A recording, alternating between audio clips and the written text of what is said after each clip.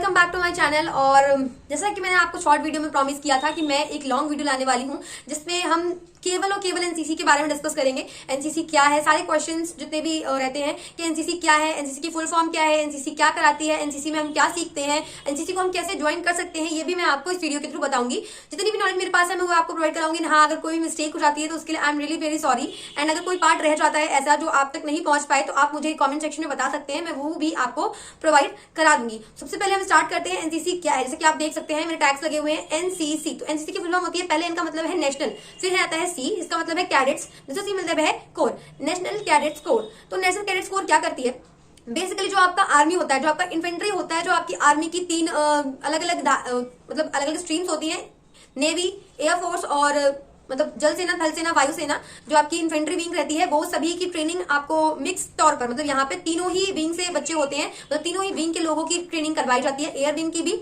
Navy की भी, और आपकी जो इन्फेंट्री रहती है, जो थल सेना होती है, उसकी ट्रेनिंग भी आपको यहाँ पर दी जाती है। आर्मी को एक छोटे स्तर पर आर्मी की सारी ही नॉलेज आपको प्रोवाइड कराने की पूरी ट्रेनिंग एनसीसी के द्वारा बच्चों को प्रोवाइड कराई जाती है। ये सारी जितनी भी करवाई रहती है वो आपको आपकी कॉलेजेस, आपके ट्रेनिंग सेंटर के द्वारा दी जाती है।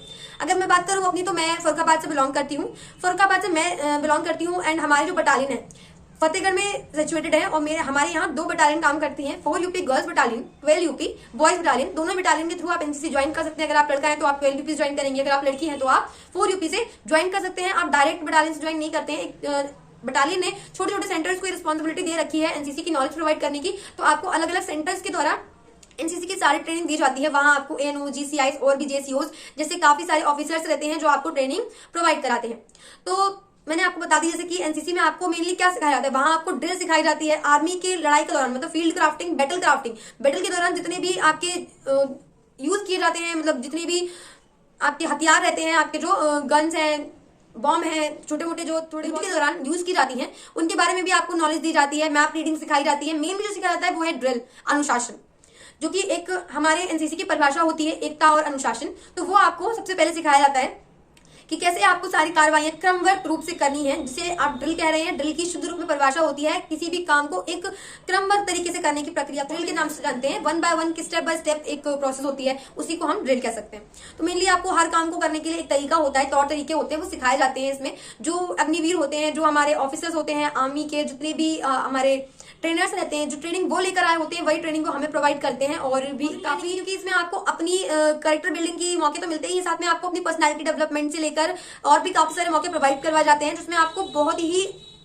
फायदे मिलते हैं। मतलब एनसीसी के जितने भी सर्टिफिकेट्स होते हैं, एनसीसी को 3 सर्टिफिकेट में कंप्लीट किया जाता है, mainly A certificate, B certificate, C certificate. तीनों की अपनी अपनी इंपॉर्टेंस होती है, जिसमें से जैसे कि मैं आपको बता रही हूँ, तो एनसीसी आपकी पर्सनैलिटी डेवलपमेंट पे भी काम करती है। गर्ल्स के लिए स्पेशली उनको पावरफुल एम्पावरमेंट का जो अलग ही काम होता है वो करती है, उनको पावरफुल फील कराती है, सोसाइटी में उनको अलग से रिस्पेक्ट मिलती है। एनसीसी की यूनिफॉर्म देख सकते हैं, वर्दी पहने हुए, तो लोगों को वर्दी की एक अलग सी प्यार होता है वर्दी की तरफ, तो वर्दी भी आपको प्रोवाइड कराती है। ये प्राउड आपको फील होता है एनसीसी के साथ। तो बात करते हैं नेक्स्ट क्वेश्चन जो हमारा था कि आप एनसीसी कैसे ज्वाइन करेंगे। जैसा कि मैंने आपको बताया, मैं फरुखाबाद से बिलोंग करती हूँ एंड फरुखाबाद में एनसीसी के 2 बटालियन काम करती हैं, जो कि फतेहगढ़ में सिचुएटेड है, 4 यूपी गर्ल्स बटालियन और 12 यूपी बॉयज बटालियन। तो मोस्टली जो एजुकेशन सेंटर्स हैं, जहाँ पे बटालियंस ने अपने बटालियन ने अपने सेंटर बना रखे हैं, जहाँ पे उन्हें ट्रेनिंग प्रोवाइड करवाई जाती है। काफी सारे स्कूल्स हैं, कॉलेजेस हैं जो एनसीसी कराते हैं।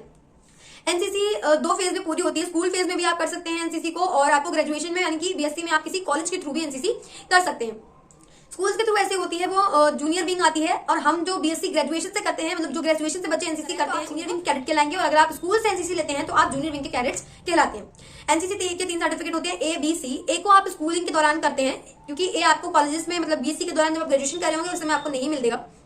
एनसीसी ए आपको स्कूल के दरमियान ही कंप्लीट करनी होती है। अगर आप मुझे बच्चे स्कूलिंग के टाइम पे एनसीसी नहीं ले पाते, इतनी सारी नॉलेज नहीं होती, कुछ बच्चों को मिल जाती है जिनके नियरेस्ट आसपास के कॉलेज होते हैं, उनके कॉलेज से ही कोई पढ़ रहा होता है तो उनको मिल जाती है, या फिर आप बहुत ज्यादा डेडिकेटेड हो एनसीसी लेने के लिए तो आपको एनसीसी मिल जाएगी स्कूल्स के थ्रू। वरना तो आप इंटर के बाद भी एनसीसी ज्वाइन कर सकते हैं। ई सर्टिफिकेट का इतना कंपलसरी नहीं होता, उसकी इतनी इंपॉर्टेंस नहीं होती, मतलब होती है बट लेकिन फिर भी एक डील मिल जाती है कि आप सीधे ग्रेजुएशन में आकर भी एनसीसी ज्वाइन कर सकते हैं। जब आप ग्रेजुएशन में बीएससी में या बीए में एनरोलमेंट करवाते हैं, उसी समय आपको उसी कॉलेज के साथ एनसीसी ज्वाइन करने का मौका मिल जाता है, जिसमें आपको बी सर्टिफिकेट से शुरुआत होती है। 1 ईयर आपका रिलैक्सेशन रहता है, जिसमें आप ए सर्टिफिकेट की जितनी भी छूटी हुई नॉलेज है उसे कलेक्ट करते हैं। उसके बाद आपको एनसीसी बी सर्टिफिकेट में एनरोलमेंट मिलता है और दूसरे साल में आपको जाकर बी सर्टिफिकेट के लिए एग्जाम देना होता है।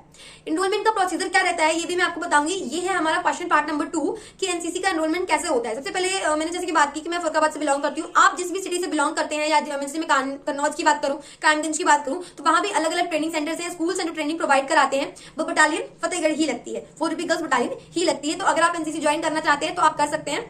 इसके लिए आपको अपने नियरेस्ट आसपास के कॉलेज में पता करना होगा कहाँ एनसीसी चल रही है। कैसे आपको एनसीसी के बारे में पता चला, बच्चे तो निकलते आते जाते रहते हैं, तो आपको उसके बारे में आसानी से पता चल जाएगा कि आपके सिटी में कौन सा स्कूल है जो आपको एनसीसी करा रहा है। ठीक है, तो आपको वो पता करने के बाद वहां जाके कांटेक्ट करना है। वहां आपको स्टाफ मिलेगा, एएनओ, जीसीओ या फिर जीसीआई, जो भी स्टाफ रहता है जो आपको एनसीसी की ट्रेनिंग वहां प्रोवाइड करा रहा होगा, आपको उनसे कांटेक्ट करना है।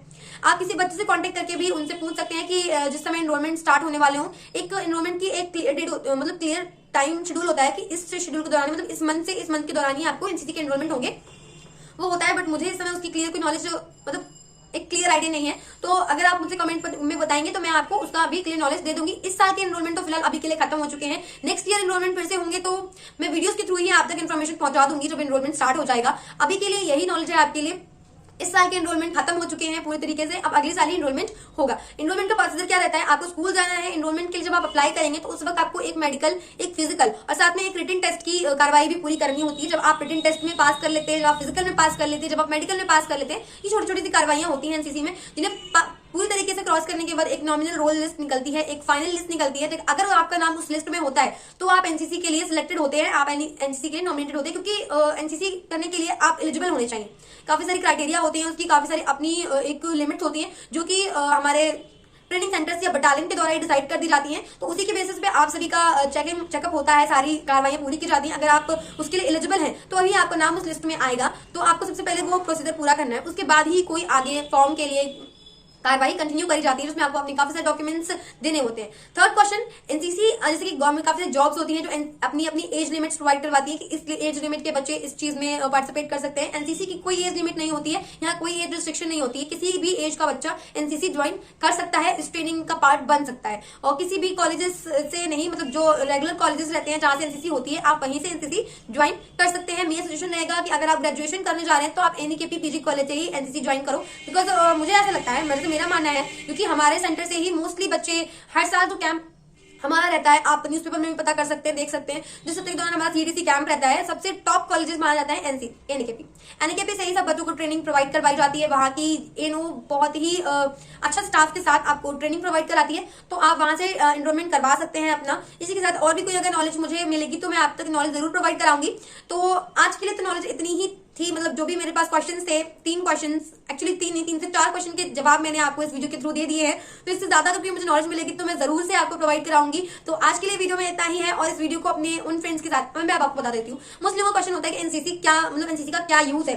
हम एनसीसी सीख तो रहे हैं, हम सीख तो रहे हैं, क्या ये कोई जॉब है, इससे कोई फायदा होता है? तो हाँ, इससे बहुत सारे फायदे होते हैं। एनसीसी के तीनों सर्टिफिकेट ए बी सी की अपनी अपनी इंपॉर्टेंस है, उनका अलग अलग यूज होता है। तो वो कहाँ और कैसे यूज होता है ये मैं आपको अगली वीडियो के थ्रू बताऊंगी। फिलहाल के लिए मैं आपको इतना बता देती हूँ कि जो मेरिट लिस्ट निकलती है किसी भी डिफेंस फोर्स, एसएससी, यूपीएससी और भी काफी सारे एग्जाम्स होते हैं जो डिफेंस फोर्स जो काम करते हैं, गवर्नमेंट एग्जाम, जिसमें कि हमें पावर या स्ट्रेंथ का यूज करना होता है, वहां पे एनसीसी के सर्टिफिकेट का अलग ही एक यूज होता है।